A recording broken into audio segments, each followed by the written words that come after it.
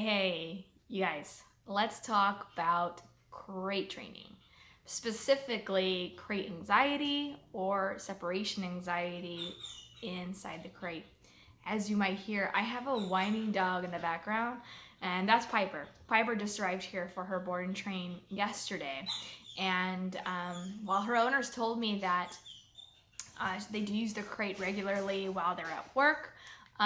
They didn't use it at night, um, and I'm not sure how many other times that they've used it while they're at home or anything like that. But they did recently experience some anxiety when I suggested to them to start using it at night in preparation for the board and train, which is very typical for me.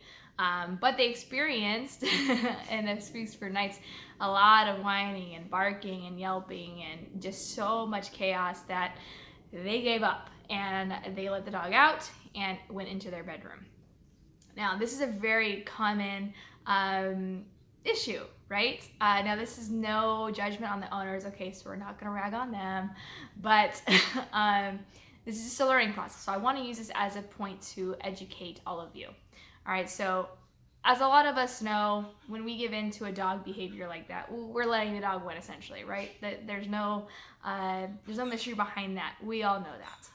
So now with Piper being here, I can't just have her out freely roaming around as much as maybe we all would like all the dogs to be, right? There has to be some sort of management because really when it comes down to it, she's a guest in my house, right? I have other animals, not just my own, but other dogs here for training, and I just can't have everybody freely roaming around. It wouldn't be safe.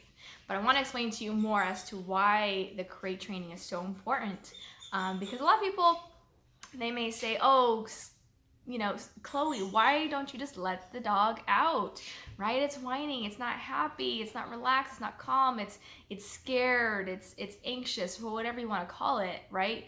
You feel bad for Piper or for whatever dog may be going through something similar. Why don't you just let the dog out, right? Why are you being so mean and cruel?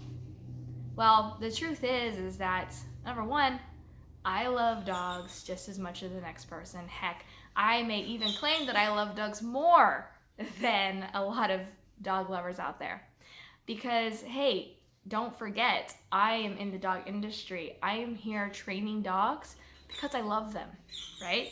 So, even to go further into that, right? Piper, like for example, this morning, I had to take a shower, right? So what is that? Or you can get ready, and so maybe it takes me about 30 minutes to kind of get ready for the day, okay? If I leave Piper out versus putting her in the crate, right? I'm gonna leave her probably in the living room. I could have a gate up at least, I can contain her to some extent. But if I leave her out there, then what could possibly happen, right? What would be the disadvantages to leaving her out in the living room? Well, number one, she just went outside where it was wet and muddy, right? She drank water, she's got a dirty beard, she's got dirty paws. You want to know one of the first things she did when she came here? Jumped on my couch. Well, with muddy paws and a dirty beard, right? Dirty dog, even though she just freshly got groomed, right? This doesn't take long for dogs to get dirty. I don't want that on my couch. I have a nice couch. It's light gray. It shows a lot of dirt stains, right? I want to keep my couches as clean as possible. So dogs aren't allowed on the furniture, okay? And I don't want to get those coverings to cover up my furniture, or else what's the point of getting furniture, right? I want my house to look nice and presentable and clean. So no, I don't want the dog on the couch. So if I leave her out there, she's probably gonna go on the couch, right, and get it all dirty, and she could, and whatever else she might do. She could also be putting things in her mouth, which a lot of young dogs would do, and she's here for, right? She might grab items like shoes or the remote, blankets, pillows, right? She might get destructive, those sorts of things. She could also get into the trash, maybe grab some other item that I didn't even know was there, maybe hiding under the couch, right? Maybe a sock, maybe some sort of food item. She could also counter surf, another thing that she's in. So, all these things, even including staring out the window, barking, Let's say I left her loose with my other animals. Well, then we have the potential of dog fights, right? Her chasing the cat. I mean, the list can go on and on as to all the behaviors that she could be doing that, number one, we're trying to stop and get rid of because that's why she's here, right? So if I allow her to counter surf or get on the couch or bark or things like that, I'm not training her. I'm continuing to allow her to do those behaviors that her owners paid me money to stop, right? So it wouldn't be the responsible thing to leave her out for so many reasons. But really, when it comes down to it, take the training out of the picture. I love dogs, right? So in order to keep them safe and show them love, I'm going to crate the dog, right? Crating the dog is not the bad choice. It is actually an act of love because I want to keep Piper safe. I want to keep all the dogs under my care safe. I'm not going to play all these risks, right? And endangering a dog by leaving them out unsupervised. So, crates can be, looked at very negatively. And the point of this video is to really help you understand that crating a dog, even if they experience some sort of anxiety, it is an act of love, right? It can also be used as good management, right? Like why I was describing why I wouldn't put her in a crate, but I manage her as an act of love, okay, and respect. Even respect for her owners, right? I want to keep her safe as best as possible, right? So putting her in the crate is showing respect for the owner, for the dog, and love. That's my outlook on it. You tell me if you think any different, please, or tell me if you agree with this. Because a lot of people struggle with the crates or give up on it because their dog experiences all these anxieties inside the crate. Man, oh man, it was a bad night with Piper, you guys. It was a bad night. She was constantly whining, she yelped, she would bark, all this stuff. It was a tough night. I don't really know if I got much sleep, to be honest with you.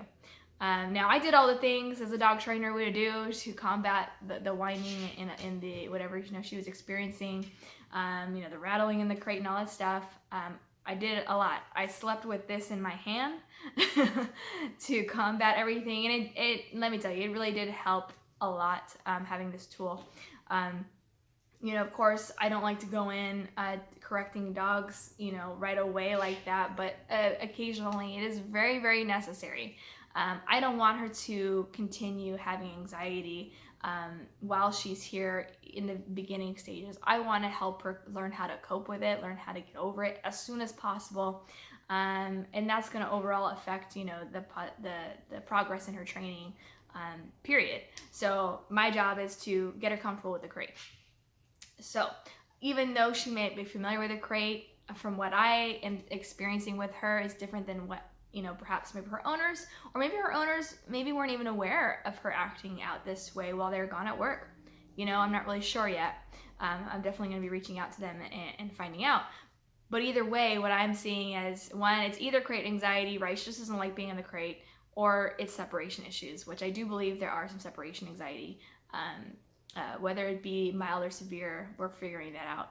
But there definitely is something there. So teaching your dog how to be in a crate is extremely valuable, even if your dog experiences this sort of anxiety inside the crate. Majority of dogs can learn how to be calm in the crate very easily, but occasionally you have dogs like this where they need more coaching, they need more training, they need to learn how to be calm in the crate, because a crate really is a valuable tool for all the reasons that I explained earlier in the video, but so much more. So get your dog and help them understand how to behave in the crate so that they can be quiet like you're hearing right now. That's the goal, right? If I gotta have a few bad days of crate anxiety, so be it. I gotta be tough and strong and, take naps when I could or rest when I can, in order to help the dog get through this. Because after those first few days or however long it takes, things are going to be glorious, and we get to move along with our training, and we get to progress, and we get to all the fun stuff to help her be the best dog possible.